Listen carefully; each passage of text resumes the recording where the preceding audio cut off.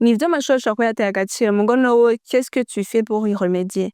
Là est la question. None wowe uko ukora iki? Quel est ton investissement kugira bihinduke? En fait, uri ngaho tu te plains et tu fais rien. Mandi majambo tu ne sers à toi-même uko uvuga ngo amashuri ntacaga n'akamaro kagifise mbwa nawe nyene akamaro ufise. Ko ntaco uriko urahindura. Ntaco uriko urarondera guhindura. Ntaco uriko urarondera kwerekana ko modèle aba plus jeune que toi, abari plus jeune que toi.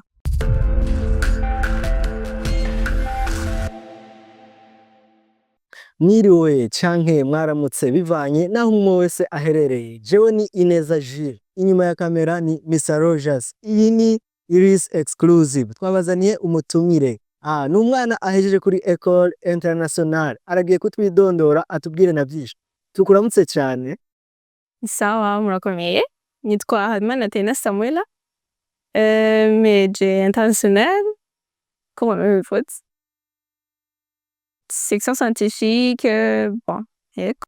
Thaina yavukiye mu muji hehe? Mu Ngagara. Nakuriye mu Ngagara niho navukiye, iba nkiri umwana muto ndibaza. Ko niwe ko bavyeyi banje bimutseyo mukuru wanje avutse. Donc uwo ngira yarantanze gushika. Ya, je niyo nakuriye, donc ingeso zo mu Ngagara murazizi. Sanzwe ndazishise. Thaina uno musi tuvugana ni umukobwa ahejeje candidature ndabiryoherewe cane. Akunda gusohoka, ndakunda kuryoherwa. Mbwa ndakunda Imana. Sigaho ko ibintu vyo mu mabwatsi gwanje. Hama ndabwira ikindi gamana. Ndakunda gutamba, ndakunda amafilme arigisha. Nzo muraraba nyene uvuga uti ngiye kuraba ikintu basi ndayikoramwo. Pana kuraba juste kugira bidistraire navyo ni vyiza. Ya, ndabikunda. Thaina arashobora kutubwira urugendo rwiwe rw'amashuri? Jewe nahereye maternelle internationale. Hama niyo mpereje. Kandi kuva ndibuka yuko ngiye setse narigeze gushaka guhindura nkaja SOS mugabo kwa kuntu navuga uti education harya hantu ntihataye urumva uhindura uvuye harya umengo ni nyene uho wigisha vyinshi. Ya, donc rero ca ndahaguma ndavuga uti ndahereze nyene ntakundi. Ya. Iyo Thaina yibutse urugendo rwiwe rw'amashuri ni igiki kiza mu bwenge bwiwe ubwa mbere? Sinigeze nshaka kuba uwa mbere. Vyamye binshisha. Umengo sinzi. Ndi uwa mbere hama canke nkamara umwanya wose umuvyeyi uti waramanutse. Non, nashaka juste kuba hagati nkavuga uti je namenye, c'est ça l'essentiel. Nta bintu bipfa kandi nta bintu bipfa nyene kandi ndavansa kandi batse amanota atari make basi au point kuvuga uti il faut yuko basi uba wa mbere kugira basi bakanyafinsa kuba wa mbere nyene like no. Namye nibuka uti faut pas kuba wa mbere. Kari faut pas kuba. Wewe wanyureye baje. Tarambabaza dis-moi jewe. Ya, ikindi nakora amakosa mugabo si amakosa uti nakubise umuprof. Iya amakosa uti umunyeshure nyene kandi amakosa umunyeshure ugasanga yene yandoguma kurunka muri prefecture umwanya. Itina prof n'atakuzi ntabiki umva imyeze yene. Ubwana bwa Thaina bwaranzwe n'iki na cane cane mu bijanye n'amashuri? Just sinakunda kwiga. Donc hageze umwanya wo kwiga nariga nkaba concentré right. Mugabo mu gihe cyo gusohoka navuga uti faut nja kuramukanya abagenzi quand même mpemeze kuva muhira ndiga kwikaye mu mwanya ya wapi. Non, faut pas. Donc aja sohoka tugenda kuraba abagenzi gusanga kuri filme nkora abandi bagenzi na fise kamana yo kuri mwanya kwikaye. Niyo maestro kuja kwiga rero. Donc rero niyumviye uti Thaina faut quand même ja kwiga quand même nawe urabibona yuko faut yuko uja kwikaye. Ya nandiyo je numvise ikintu c'amashuri ndaziza ko ntigeze regreta kimbura umwanya namye ndi hanze nakunda gusohoka sana. Donc nabikunda kwa niyo namenye gushaka gutamba. Aho hariho ingorane Thaina yagize kuri École Internationale? Barigeze kumpa renvoi. Bon, yari définitif mbwa yari yindwi. Ndibuka shari umuprof yaranzwe yaranzwe bamusishize kumva ko ntari mugabo bamwe bamwaje nahase yose then rero ico gihe sinzi banatutwigana baravuruganye donc caramuraba bamutwenga urumwanya ico gihe co ndatwenga je mama y'umuprof hariya n'umuprof waje donc rero ndamurande ndifati kuko naramuprof genre ushaka gutwenga mugabo ntubone basi ntutwenge rero aramumoca nawe nawe umengo nako ndashaka kumutwenga nawe ashaka kugira iki kandi bose bako baramugora aca ashira mu baba exclure usanga baranyirukanye mugabo nta kindi nari ndwara ntagiriye ko vyari vyiza biryoshe.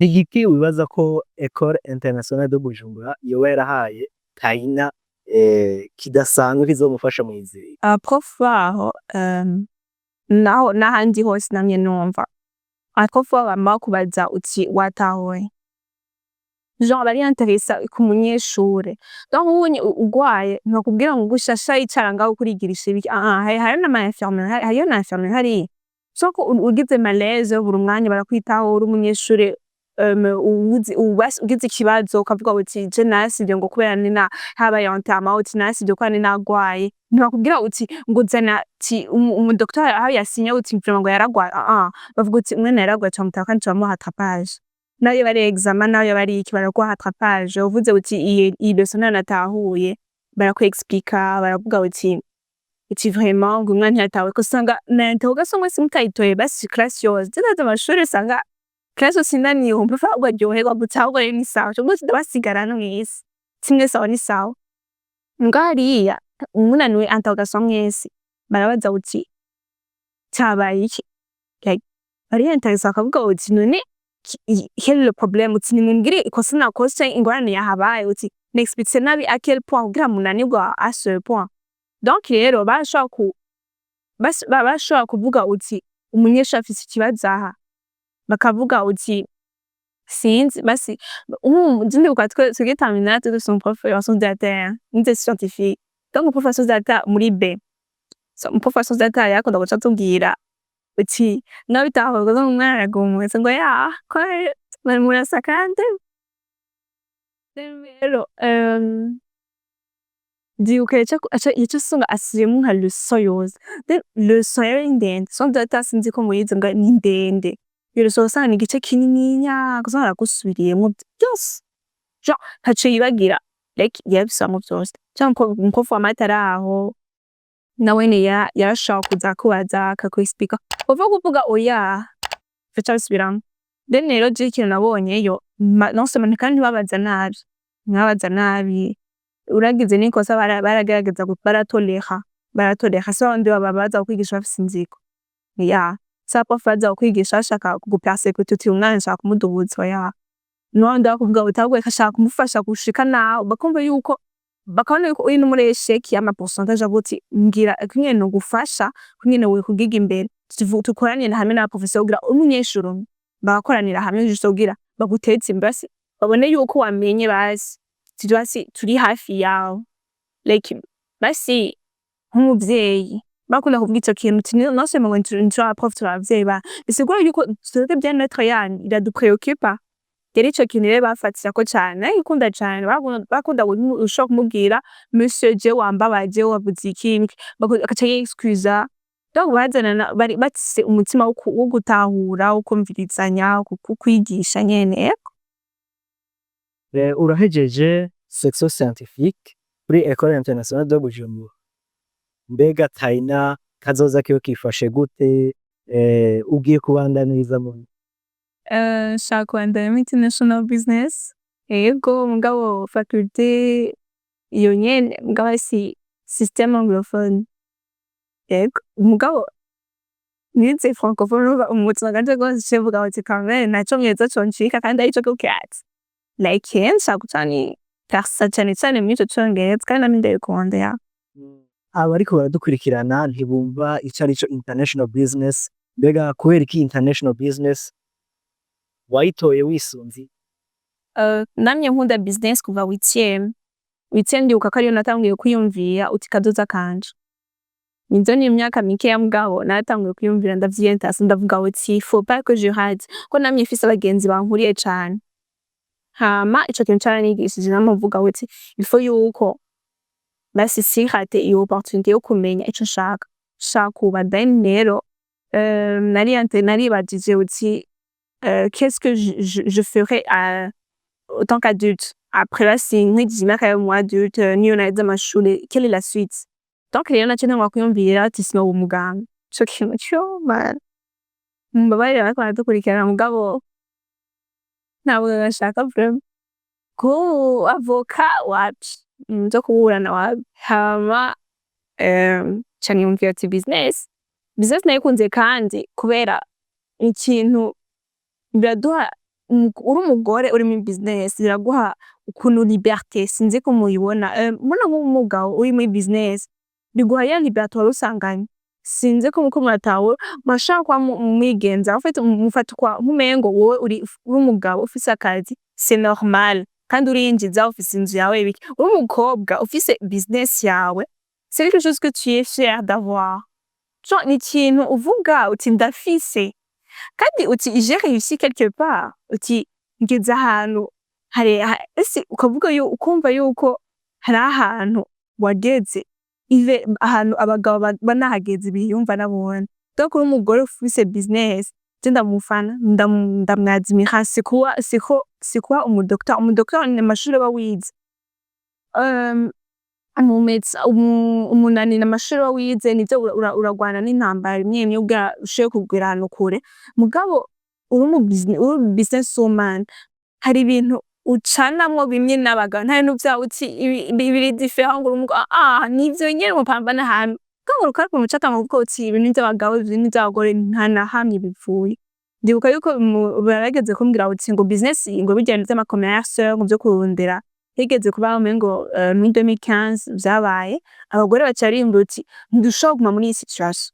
Siko ikintu cakora nivyo bintu vyo kuba buri ngaha nyiburuma wose atari doctorat atari iki nizo gusa kandi kuri iyo ntambara byose vyica ibintu vyinshi.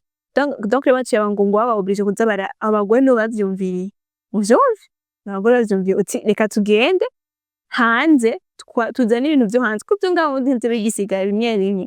Donc twarabizana iyo business uvuga ari wayimwe. Donc nagize admiration kuri ico kintu kuko nabonye yuko binaha liberté mu mugore urashobora kuba ufise business kandi ugasanga ubaye riche à partir y'ico kintu. Kandi nico bisigura yuko ngo umuntu akomeye wata n'umuntu muto azahara mugasanga abaye umuntu akomeye fatazira noti natwe takuze ari afise good ca kintu bavuga abahwa bavukana mu ntoki yavukanye imbuto. Voilà imbuto mu ntoki kiganza bura. Donc ntaye kivukanye muga à force de percer à force d'avancer yabishoboye. Yani waze ko ari règle imwe nk'izabandi muga nakonze business si ikintu ufise umusuperior wawe, si ikintu utegerezwa kuba ufise chef wa umuntu wese arashobora kubikora. So nagikomba hariho akabirya Thaina yize kuri École Internationale de Bujumbura kazomufasha kwiga iyo international business neza.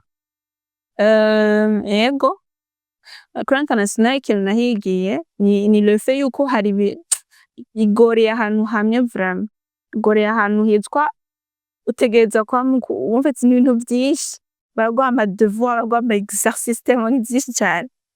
Donc utazi kubosa birakugora ajya ahantu utakunda kwama uri kuba uzi kuvuga uti je nafise umwanya uyu kucuma na zinga ukabosa sana birakugora. Donc rero iyo international business je ikintu nzori avantage namo kwa narize international ni le fait yuko muri business naho nyine uteza ko ufise persévérance na objectif ushaka kugeraho. Ufise objectif ni right, ufise la persévérance ni bien, là t'as fini. Ufise ikintu ushaka ugasufise ijya flamme ukavuga uti je iyi business urumva ni je nayo gusa rero akwambara nayo biradesa daryoshe. Donc rero ndabona yuko niyo na focus kuri le fait yuko créative kuvuga kwama ndi optimiste kandi optimiste c'est sûr que iki négatif tarani bon à partir y'ivyo ndabona yuko nzoja kora mu business. Nize impanuro wotanga ku bajene uno munsi bariko bariga section scientifique langue n'izindi nyinshi mugabe bagora kugira choix ape y'ukuntu bazobandanya muri university, ivyo bazokwiga muri university? Biroroshe cane. Je ndibuka ntanguye section scientifique, ikintu je nashaka wanjanye muri B ni mama. Donc rero abantu baba bavuga uti n'umuvyeyi yantwayeyo, t'inquiète nanje no kubona umuvyeyi yantwayeyo. Donc je chimie, biologie nari 0. Sinzi kumemoriza vraiment.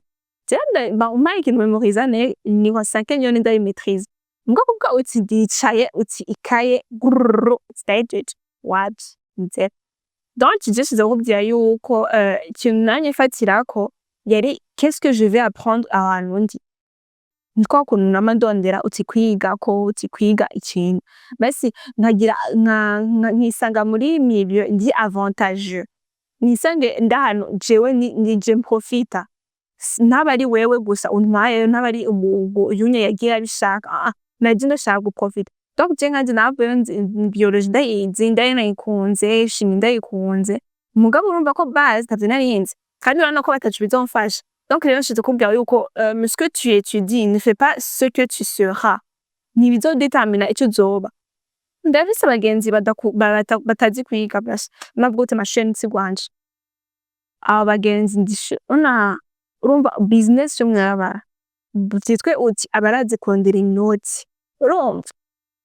Bapfa gusohoka atahana inoti. Kandi buzi inoti ni nifadika. Donc 150, 200, 300 buri munsi. Donc nifadika kuvuga uti je basi nakoze. Utasha uvuga uti nakoze. Then rero ntibica bisigura ngo bize ngo baravyigiye. No, ni juste kuvuga uti imenye rondera ico ukunda uti je nkunda iki nanka iki. Je ndabona yuko nimba nkunda kwiga uti kabandanye nimba ndeza kubandanyiriza mu amashuri ari gwanje. None shaka kubandanya, shaka kubande. Qui suis-je? Donc iyo question yamigaruka uti pourquoi je fais ça? Uti pourquoi je vais kuki nguma ndabikora ibi bintu none? Right? Urashoboye kuza uranyinfluencer uti ikintu ni ciza, right? Mugabo ukavuga uti pourquoi basi quel est l'avantage que basi ni avantage yanza kuyikuramwo jewe? Nivyo nyene nawe Urambwiye ko waje kuri École Internationale udatora biologie, udatora chimie, mugabo mu nyuma warazitoye. Nirihe banga wakoresheje kugira ngo ushobore gutora izo ku na cyane cyane zisanzwe z'akamaro muri section scientifique? Uyikunda ku nguvu. En fait, uramenya yuko c'était 3 ans. So ubigumamo pendant 3 ans. C'est nka ndabibabwire gute. Hariyo kuwiga ngo musique. Musique wayiga witsiye amateri 7e gusa. Ndetse na 7e. Mugamenye yuko iyo section, plutôt iyo section ni ikintu kizokurikira kuva uzogenda ubidevelopa gusa. Biziko yuko ciza conseil noguha bikunde ku nguvu. Ko biologie sinendayikunda mbwana nanje kuba ikintu wiga utagikunze ntuciga basi ntaco utora.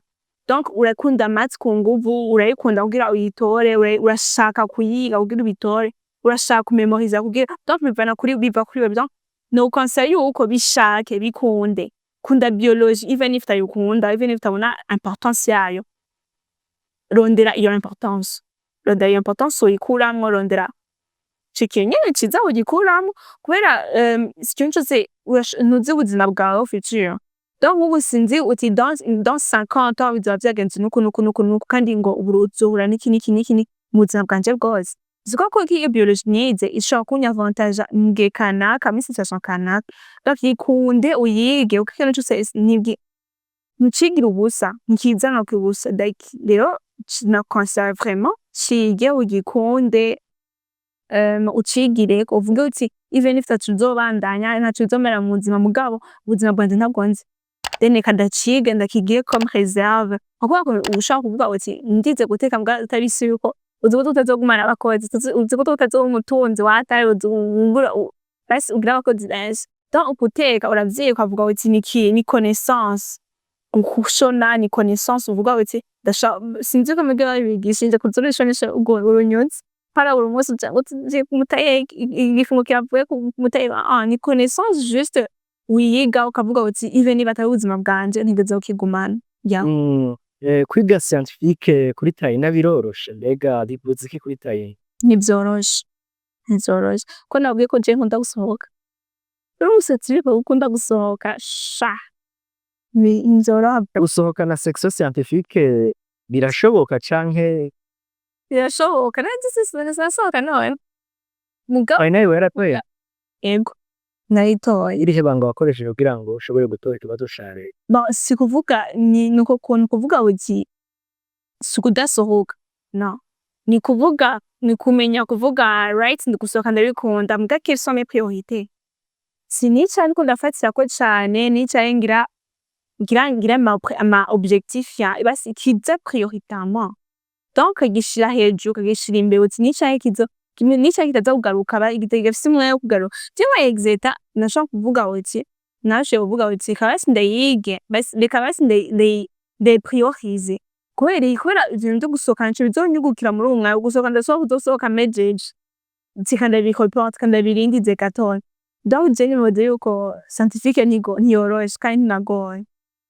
ni juste kuvuga uri umuntu ari akunda gukora sinzi ko bitahoze je sinkunda kwiga memoriza kugira iki muga narayigeme kandi narayihejeje kandi nadoboye non pas kubera ngo ndi intelligence byatanye nizo ndi intelligence mugabo sinisigo ngo ni byatari si wa ngo ndicabwe ndetegiyama iba wa mbere no shaka wa mbere muga ntisigwa yuko candamo harana twigana mugabo tababa mbere mugabo bashoye kuyiheza kandi atadubura ibanga riri muri uti uko basi ukurondera kugerahe uti uko ushaka kujahe uti qu'est-ce qui basi ni motive basi ugire motivation uti ishaka guheza uti ishaka kwiga shaka kukimenya ubwe problème iri ngaho uti même biologie OK ka biologie ndayi concentré ko uti math OK math kandi ndayi concentré uti point faible iri ngaho donc point fort yanje iri hehe point fort yaguciduza ka maximize hama point faible gasigara urasigara inyuma iduza bukebuke ya ngani ncoye no kugwasera ni concentration niyo yonyene ishobora kugufasha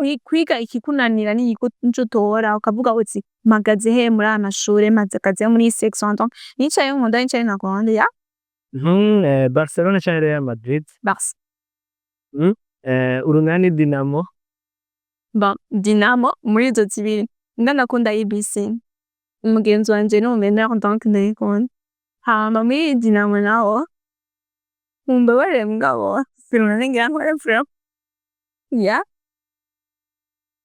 Thaina yipfuza kwiga universite ihe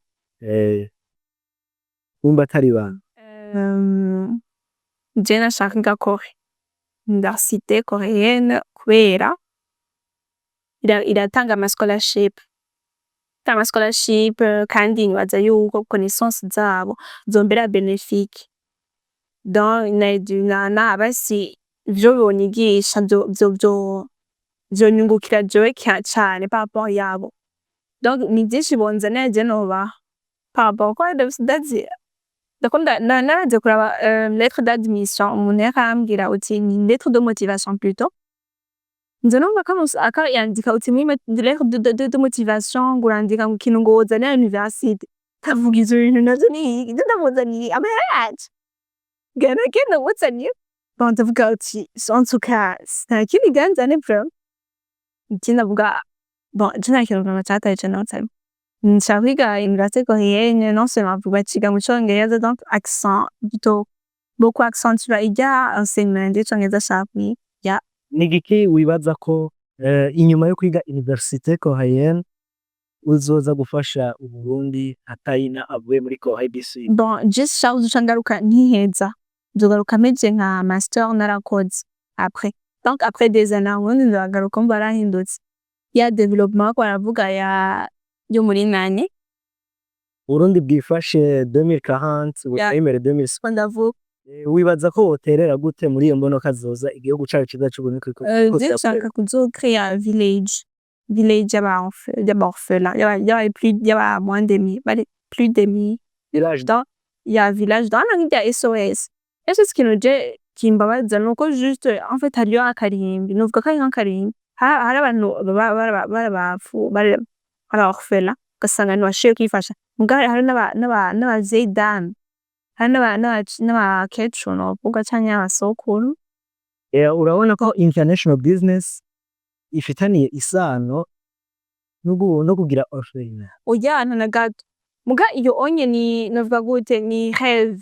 ni objet ni kintu ni rêve nagize nashatse kugerako basi donc iyo international business izofasha juste kugira iki kamana kuronka wese amafaranga azi ndavyitwa kwirongera kurondera izo notes zo kuyubaka kurondera umutahe. ya umutahe aho bihera. Hariho urwaruka uno munsi rukunze kuvuga ko amashure yataye agaciro, mbega Thaina yorohewe usanga ruriko rurareka kwiga bitwaje ko amashure yataye agaciro, benshi baraheza batazi kuvuga n'igifaransa ntibagisoma, abandi barasamaje cane n'amareseaux sociaux, mbega Thaina yoba nobanura yuko bakorata umwanya wabo. Premièrement, le temps. Nivyo amashure ashobora kuba yataye agaciro mugo nowe qu'est-ce que tu fais pour y remédier? Là est la question. Mais nowe ukora iki? Quel est ton investissement kugira bihinduke? En fait, uri ngaho tu te plains et tu fais rien. Mandi majambo tu ne sers à toi-même ukuvuga ngo amashure ntacaga n'akamaro kagifise mbwa nawe nyene n'akamaro ufise ko ntaco uriko urahindura, ntaco uriko urarondera guhindura, ntaco uriko urarondera kwerekana ko modèle aba plus jeune que toi, abari plus jeune que toi. Je ndibuka tukiciga aba prof bacu batubwira uti mwebwe muri les aînés, abandi bariko baraba plus mukora amakosa ari mwebwe nabo nibakurikira bazoza bakora amakosa encore plus. Bisigura yuko twebwe nimba dukoze tukushaka kuraba ayo mashure tukavuga uti yataye agaciro, twayisonse kuba turi ngaha tuko turavuga uti ko turarondera ahubwo un moyen kugira dushoboye guremédier à cela, dushoboye kuzana agaciro muri amashure. Niko amashure sinzi noze ko bivana n'umuntu avuga uti je ndabona agaciro k'amashure, hari n'abandi batakabona akavuga uti je amashure papa na mama yashaka ko ndayiga, uti mfasha juste ngo ndonke kariya gipapuro ngo hama nze nicaye muhira, juste kugira ngo ndamara ngo hama ndunke hanze, ni juste ikintu kuri wewe nyene tellement nta n'agaciro ugaha gute ucigira agaciro? Là est la question. Okay, kubwawe indero ifise akahe gaciro mu Burundi bw'uyu munsi? Éducation c'est ce qui te construit man. Tellement yuko en fait non barabiciye mbwa iki giti kigorora kikiri gito, ntushobora kwizera yuko umwana wawe aba aba umuntu ari responsable, aba umumiliyardaire, aba umuntu akomeye, aba umupresident, uwo nyene udashetereka exemple kuri umwana igiti kigorora kikiri gito. Siko yuko iyo éducation c'est la base ni fondement iyo avenir nziza ushaka kumugirira. Siko yuko éducation ni ikintu gikomeye ki primordial. Ngicambe bategetse gufatira kumwanya akazi iti amashure ushaka kumushiza ngo meza, amashure siyo meza n'umunyeshure aba mwiza kugira ayageko niyo ahonda meilleur ishuri. Ndiko international gituma yari hejuru n'abanyeshure wasanga bari abambere ugasanga bayiduza muri classement. Siko abanyeshure bataba bari bambere nabo ba prof bataba bari beza mu kwigisha muri enseignement, ishure igiye kuba riri hasi. Bisigura yuko uri umuvyeyi iyo education ni ikintu cambere kuvuga uti iki kintu ni kibi, urakuze uri umu adulte wita ko uri umuntu ari responsable, uri responsable en quoi, uri muvyeyi en quoi, nivyo uramuha aho aryama, aho arara, aho afungura ibiki. Ndakunda kuraba education y'abazungu n'abanwa, abazungu bama biyanteresa ku muntu ku bana babo cane cane muri adolescence. Adolescence ni ikintu cambere giteye ubwoba, dene bagenda bize sinzi ko mwayibonye muri adolescence n'ahantu hambere uva mu bwana uja mu adulte. Bisigura yuko ni ibintu n'ama decision menshi akolabora muri ako ka laps de temps gatonya. Parce que ni 13 ans, 14, 15, 16, 17. Donc izo 5 ans détermina ico uzoba dans ces années à venir, dans ton futur. Ni namwe utanga kwiyorienta ukavuga uti nzoja muri section iyi ngo kubera uti nshaka kugira ama effort ngana.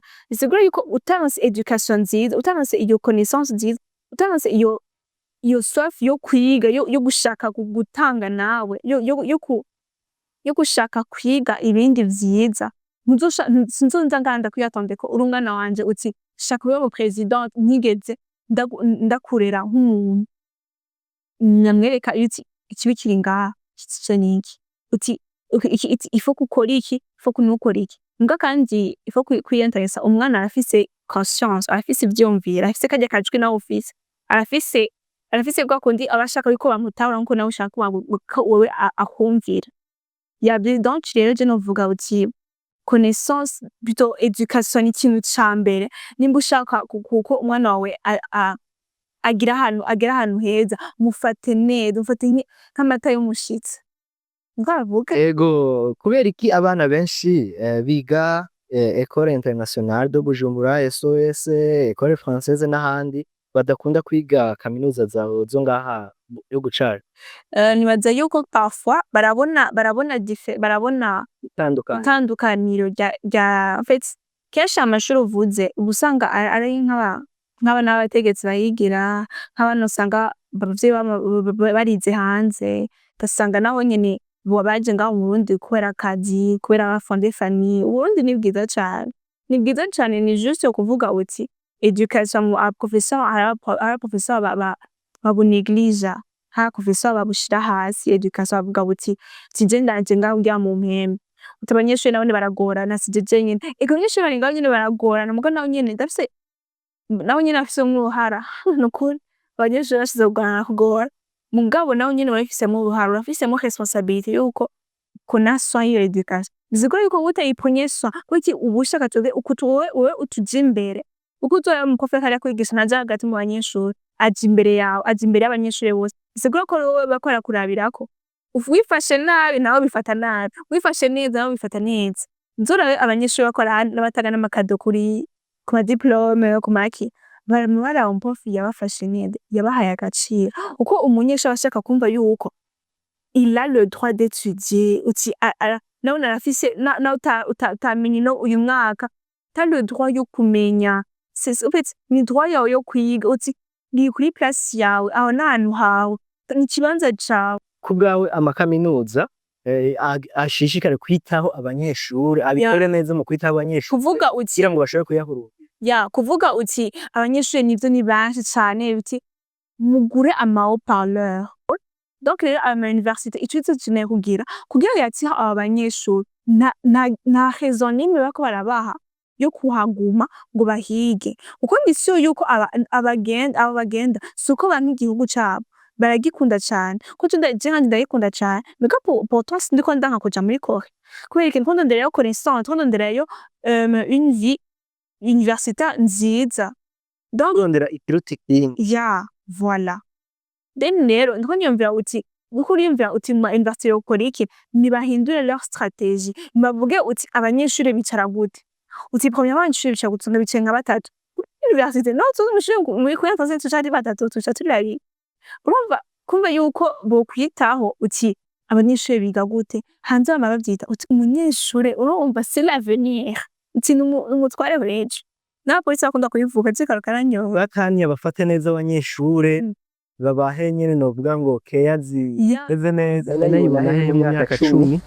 Nazo yuko nzoba narashoboye guweza iyo master no créer iyo entreprise yanje de base shaka objectif yanje yo entreprise ifasha izindi entreprise fi develop like for example fata restaurant ma restaurant amye afa juste kuvuga uti reka du créer restaurant zirunguka kiyo ibintu vyunguka right mugabo ugasanga baneglige lieu bakasanga baneglige ugasanga bagize afise logo nziza cane mugasanga pa après service yabo nimbi kavuga bakuzaniye indya zihoze kavuga nariko zihoze ugiye udushuriza umwe waje tugasanga umukiriya avuye ngaha akaridoga avuye ngaha avuga kandi umukiriya n'umupublicitaire wa mbere. Thaina ni igiki asaba rero? Ni vyinshi cane kubera ibintu vyinshi bimwe sanga tutadafise par exemple niyo education ndavuga hari ibintu vyinshi usanga batitaho kubera ivyo usanga abanyeshuri bicara ari benshi usanga bari excès par rapport ya classe bobikorerako ama visa please muziduhe ndabasavye ama scholarship nayo nyene ko abantu usanga badafise uburyo bwo kuja hanze ngo gwasheku basi par exemple urashaka kubeje nivyo kwishuri urahejeje amashuri kandi wansaba ama pourcentage basi wamenye exeta mugano ushaka ufise rêve babidufashemo bavuge uti reka duterere abo banyeshuri badashoboye kubifasha ugasanga turonderera ama scholarship oui voilà nk'ubu unyashaka kuba ufise rêve tije nzongira nzoteza igihugu imbere ibiki mu ugasanga wowe abavyeyi bawe bararima bagira iki umva ugasanga barigisha ugasanga mbwa bigisha hehe babigisha leta bigisha hehe ugasanga abantu usanga bafise amahera ugasanga biciye bigabanuka kubera uburyo ntabwo bafise batanga ama scholarship bayarekura nyene ikaza duteze imbere igihugu nyene leta iyasabe kugira ngo bashobore nivyo kandi cyane nabonye ikintu kindi urashobora kuba nka française ubu baramenya uti ngo ubonye ngo zigeze z'icongereza urashobora je nize kuri international mbwa sinigeze menya uti ngana ko atanga scholarship kandi usanga zihari nyinshi mbwa navyo tumenya kandi nuko baziturondera uti ikatubasabire mu ma université amyamye kandi n'aba conseiller d'orientation dufise leta imenyeshe ko hari ama scholarship amenyeshe voilà turonke nyene ama opportunité yo kujayo tuvizike tuzane ibintu bishasha muri iki gihugu cacu uko nyene natwe turabikunda cane turabikunda gose bikunze kubabaza Thaina uko kuntu en fait batita abanyeshuri en fait nk'ubu jewe je ndibuka yuko ushaka kuba ufise ndafise abagenzi bashaka kumbwira nkamubaza uti quel est ton rêve ushaka kugira uti dans 5 ans ugira ahantu je woza kono turi mu Burundi bakagukana ko kantu ka turi mu Burundi donc baratenwa yuko neza ko ntari ico abagihugu cyacu tubafasha donc atari umuvyeyi na wewe nta kindi bapambana ndeki rero je banovuga uti aba bantu bogira rêve kubera leta ibishizemo effort ikadufasha twese ikavuga uti les plus démunis uti tuje mu université iyo bari mu mashure mato ayo mashure mato ari nyine ari high twese tubimenye dukorere hamwe uti best tupambane nko muri tukapamba turonka ama opportunité uvuga uti je ndafise object basi uzorabe umuntu ahejeje nashaka kuvuga uti ndondayonda kuja hanze non donc ama opportunité mu gihe utayafise hayumenye donc Thaina tugushimire cane nitwabatumira kandi tubaze ko ndiyo bakunzi ba Iris Exclusive aha niho ikiganiro cacu kigarukiye twari dufise umutumire Thaina kuri mikro yari Jewe Ineza inyuma ya kamera yari Mr Rogers tubatumire rero kubandanya mukurikirana imbuga zose za Iris News na cane ikiganiro Iris Exclusive Jewe Ineza dusubire mu biganiro byacu byo hanyuma.